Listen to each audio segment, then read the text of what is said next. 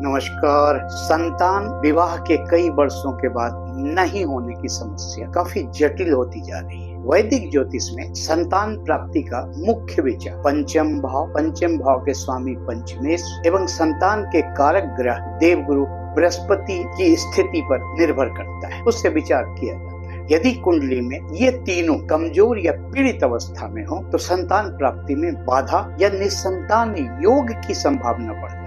यदि पंचम भाव राहु, केतु, शनि या मंगल जैसे पाप ग्रह बैठे हुए या इनकी दृष्टि पंचम भाव पर पड़ रही तो गर्भ धारण करने में समस्याएं उत्पन्न होती है, परेशानी होती है। संतान प्राप्ति पंचम भाव का स्वामी यदि नीच राशि में स्थित हो, अस्त हो या कुंडली के छठे, आठवें या 12वें भाव में स्थित हो तो संतान सुख में कमी निश्चित तौर से होने की संभावना बढ़ जाती है।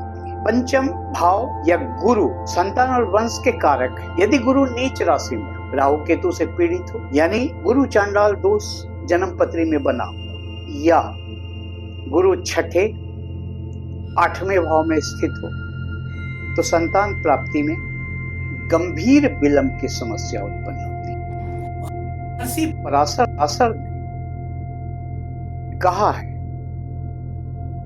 उनके अनुसार यदि 12वें भाव का स्वामी पंचम भाव में आकर स्थित हो जाए तो जातक को संतान प्राप्ति में अत्यधिक संघर्ष का सामना करना पड़ता है। अत्यधिक संघर्ष की स्थिति उत्पन्न हो जाती है।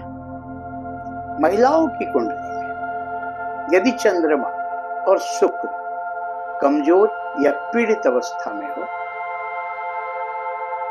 तो उनमें हार्मोनल और संतुलन की संभावना प्रबल हो जाती है।